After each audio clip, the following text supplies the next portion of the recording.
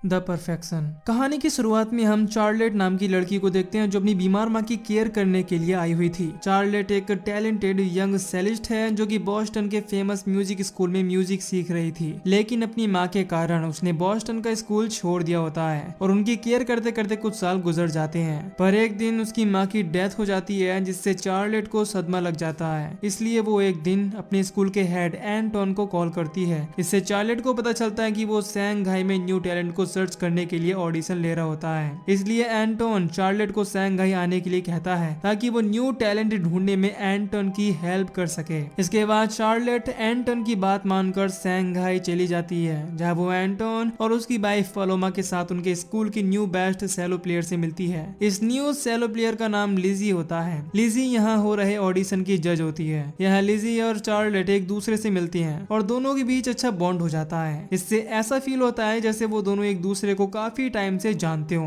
अब इस सबसे पहले चार्लेट एंटोन की खास सेलिस्ट हुआ करती थी। इसके अलावा चार्लेट जब शंघाई आई थी तब उसने लिजी के पोस्टर को देखा था, लेकिन चार्लेट की नजर लिजी पर ऐसी थी जैसे वो उससे जेलस हो। अब ऑडिशन लेने के बाद लिजी और चार्लेट बात करते हुए एक दूसरे के टैलेंट की तारीफ करते हैं, जहाँ लिजी चार्लेट से कहती है कि मैं तुम्हें पहले से ही जानती हूँ क्योंकि मैंने तुम्हें स्कूल में ही देखा था और मैं तुमसे इंस्पायर होकर सेलो पर अच्छे से फोकस करने लगी थी। अब दोनों फिर से ऑडिशन को जज करने लगती हैं, जिस दौरान वो बच्चों के पेरेंट्स को टेंशन में देख हंसने लगती है। इसके बाद लिजी चार्लेट से अकेले में बात करती है, जहां वो बताती है कि जब मैंने म्यूजिक स्कूल ज्वाइन किया था तब तुम अपनी माँ को लेकर टेंशन में थी और उनसे मिलने के लिए जा रही थी। तब से ही चार्लेट लिजी के लिए इंस्पिरेशन बन गई थी क्योंकि चार्लेट ने अपनी माँ के लिए अपने करियर को छोड़ दिया था। ये सुनकर वो खुश होने के साथ साथ लिजी से इम्प्रेस भी हो जाती है। यहाँ लिजी बताती है कि वो यहाँ कुछ दिन रुक कर चाइना घूमना चाहती है। ये सुन चार्लेट भी उसके साथ ही घूमने का कहती है। अब दोनों ही साथ मिलकर चाइना घूमने का प्लान बनाते हैं। इसके बाद एंटोन उन दोनों को बेस्ट म्यूजिक बजाने का कहता है, इसलिए दोनों मिलकर एंटोन के लिए बहुत ही प्यारा सेलो प्ले करते हैं। इस दौरान दोनों एक दूसरे के क्लोज आ जाती हैं और बहुत ही ज्यादा एक्साइटेड हो जाती हैं। इसके बाद लिजी चार्लेट को अपनी होटल रूम में ले आती है, जहाँ वो दोनों इंटीमेट होते हैं और बाद में दोनों मिलकर ड्रिंक करने लगती हैं। इस तरह एंजॉय करने के बाद वो दोनों सो जाती हैं। नेक्स्ट मॉर्निंग हम देखते हैं कि लिजी की हालत बहुत ज्यादा खराब हो गई है क्योंकि उसने कल ज्यादा ही ड्रिंक कर ली थी। इस वजह से वो उठ भी नहीं पाती। असल में लिजी को हार ग्रोव हुआ था। तभी चार्लेट उसे इबुप्रोफेन नाम की एक पेन किलर देती है ताकि लिजी का हार ग्रोव ठीक हो जाए। इसके अलावा वो दोनों फिर से ड्रिंक करते हैं। अब लिजी और चार्लेट रेडी होती हैं और घूमने के लिए निकल जाती हैं, लेकिन रास्ते में लिजी की हालत और भी खराब होने लगती है। इसीलिए वो ट्रिप पर जाना कैंसिल करने का कहती है, लेकिन चार्लेट उसे ट्रिप के लिए बहुत मनाती है, इसीलिए लिजी उसकी बात मान जाती है। इसके बाद वो दोनों एक कैफे पर खाना खाने का डिसाइड करते हैं जिससे शायद लिजी को ठीक लगे, लेकिन वहाँ का खाना बहुत अजीब होता है जो कि दोनों को ही पसंद नहीं आता। इसलिए वो थोड़ा सा खाना खाकर एक लोकल बस में बैठकर घूमने निकल जाती हैं, लेकिन बस में बैठने के बाद लिजी की तबीयत और भी खराब होने लगती है। इसलिए चार्लेट उसकी तबीयत को बिगड़ता देख उसे फिर से वही पेन किलर दे देती है, पर फिर भी लिजी की हालत में कोई सुधार नहीं आता और थोड़ी दूर जाने पर उसे फिर से अजीब लगने लगता है। इस कारण वो बस में ही वॉमिट कर देती है, इसलिए चार्लेट बस रुकवा देती है। इस सब की वजह से बस ड्राइवर उनसे चिढ़ गया था, जिसकी वजह से बस ड्राइवर बहुत परेशान होने लगता है क्योंकि ड्राइवर को उसकी वॉमिट साफ करनी पड़ रही थी और बस पहले ही काफी लेट हो चुकी थी, जिससे ड्राइवर बहुत चिढ़ चुका था। अब लिजी फिर से बस में बैठ जाती है, पर थोड़ी दूर जाने के बाद लिजी को फिर से अजीब लगता है और वो अपने ऊपर कंट्रोल खोकर दोबारा बस में ही वॉमिट कर देती है। इसके बाद लिजी अपनी वॉमिट में कीड़ों को देखती है, जिन्हें देख लिजी बुरी तरह डर जाती है और चिल्लाने लगती है। उन कीड़ों को देखकर उन्हें याद आता है कि कॉन्सर्ट के दौरान एक आदमी की वॉमिट में ऐसा ही कुछ हुआ था, क्योंकि उस आदमी को एक ऐसी डिसीज थी जिससे पेट में कीड़े पड़ने लगते हैं। इसलिए अब लिजी को लग रहा था कि उसे भी वही डिसीज हो गई है। इस तरह पेट से कीड़े निकलना बहुत ही ज्यादा डरावना था, जिस कारण लिजी बहुत पैनिक हो जाती है। इस बार बस ड्राइवर लिजी से परेशान होकर उसे बस से बाहर निकालने का डिसाइड करता है और उन दोनों को नीचे उतार देता है। अब दोनों एक ऐसे एरिया में आते हैं जहाँ दूर दूर तक कोई भी दिखाई नहीं दे रहा था। बस के जाने के बाद लिजी फिर से वॉमिट करती है और उसकी वॉमिट में बहुत सारे कीड़े होते हैं। लिजी बहुत घबराने लगती है, तभी उसे अपने हाथ में कुछ रेंगता हुआ महसूस होता है, जिससे लिजी घबराती है और अपने हाथ को स्क्रैच करने लगती है। तभी अचानक से उसके हाथ से कीड़े निकलने लगते हैं और हाथ में फैल जाते हैं। तभी चार्लेट लिजी को एक नाइफ देते हुए कहती है कि अब तुम्हें खुद पता है कि तुम्हें क्या करना है, यानी कि वो लिजी को उसका हाथ काटने का इशारा कर रही थी।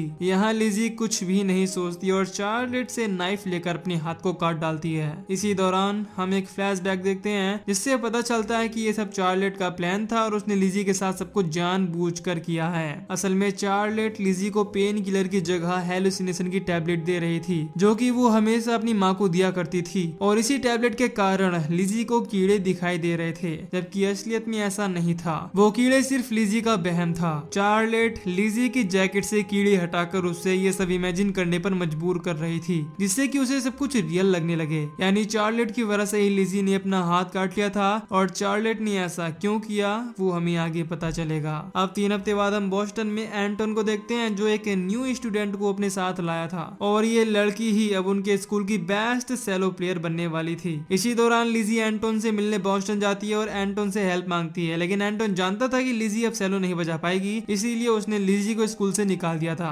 एंटोन लिजी की कोई बात नहीं सुनता, जिस पर लिजी कहती है कि उसे चार्लेट ने हाथ काटने पर मजबूर किया था। अब वो एंटोन और उसकी वाइफ पलोमा को अपने साथ हुए इंसिडेंट के बारे में बताकर रोने लगती है, पर यहाँ एंटोन को समझ नहीं आता कि चार्लेट उसके साथ ऐसा क्यों करेगी। यहाँ लिजी अब एंटोन के किसी भी काम की नहीं थी, इसलिए एंटोन उसे जाने के लिए कह देता है, जिस पर लिजी रोते हुए एंटोन से कहती है कि मुझे प्लीज यहाँ रख लो, मैं यहाँ टीचिंग का काम कर लूंगी। लेकिन एंटोन उसकी बात नहीं सुनता और उसे वहाँ से निकाल देता है। इसके बाद हम लिजी को बहुत गुस्से में देखते हैं, जो अब चार्लेट से अपनी इस हालत का बदला लेने का सोचने लगती है। फिर वो चार्लेट के घर जाकर उसके ऊपर टेजर गन से शूट करती है, जिससे चार्लेट बेहोश हो जाती है। इसके बाद वो चार्लेट को बांधकर कार की डिक्की में डाल देती है और उसे सीधा एंटोन के पास ले आती है, क्योंकि वो उसके मुंह से सुनना चाहती थी कि उसने ही लिजी को हाथ काटने पर मजबूर किया था। यहाँ एंटोन चार्लेट से पूछता है कि तुमने आखिर लिजी के साथ ये सब क्यों किया। अब फ्लैशबैक में हम देखते हैं और पता चलता है कि एंटोन म्यूजिक सिखाने के बहाने टीनेजर लड़कियों का रेप करता था।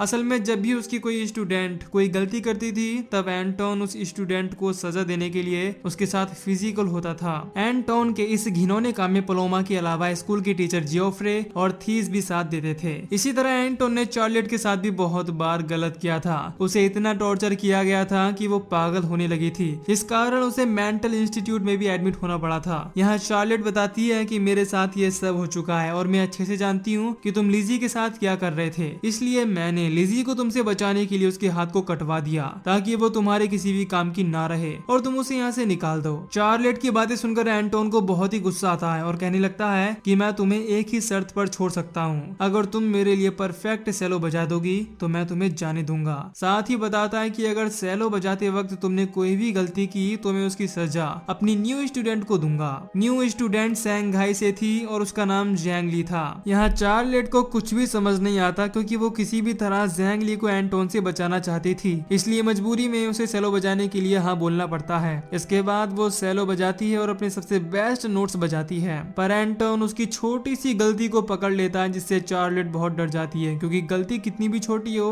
एंटोन सजा के तौर पर रेप ही करता था। यहाँ चार्लेट को जैंग ली की टेंशन होने लगती है। इसी दौरान एंटोन जैंग ली को सोने के लिए भेज देता है। इसके बाद एंटोन लिजी, जियोफ्रे और थीस से कहता है कि तुम मिलकर चार्लेट के साथ कुछ भी कर सकते हो, लेकिन बाद में चार्लेट को मेरे पास ले आना। एंटोन के जाने के बाद हम देखते हैं कि जियोफ्रे और थीस चार्लेट की तरफ बढ़ने लगते हैं, लेकिन लिजी उन्हें रोकती है और कहती है कि इसने मेरी जिंदगी खराब की है, इसलिए सबसे पहला मौका मुझे मिलना चाहिए। ये कहकर लिजी चार्लेट को टॉर्चर करने के लिए आगे बढ़ने लगती है। तभी जियोफ्रे और थीस अचानक से नीचे गिर जाते हैं और वहीं पर ही उनकी डेथ हो जाती है। यहाँ हमें पता चलता है कि लिजी ने दोनों की ड्रिंक में जहर मिला दिया था। साथ ही एक फ्लैशबैक दिखाया जाता है जब लिजी ने अपना हाथ काटा था, तभी चार्लेट ने उसे एंटोन और उसकी म्यूजिक एकेडमी के बारे में सब कुछ बता दिया था। साथ ही लिजी से कहा था कि अगर तुम्हारा हाथ नहीं रहेगा तो तुम सेलो नहीं बजा पाओगी, तब एंटोन तुम्हारी कोई भी हेल्प नहीं करेगा, जो कि लिजी ने खुद देखा था। जब वो एंटोन के पास हेल्प मांगने गई तो उसे किस तरह एंटोन ने बाहर निकाल दिया था। लिजी का चार्लेट को यहाँ किडनैप करके एंटोन के पास लाना दोनों का ही प्लान था। इसके बाद हम पलोमा को देखते हैं, जो लड़खड़ाते हुए एंटोन के रूम में जाती है। पलोमा एंटोन को कुछ बताती उससे पहले ही नीचे गिर जाती है और हम देखते हैं कि लिजी चार्लेट ने पहले ही पलोमा को जान से मार डाला था।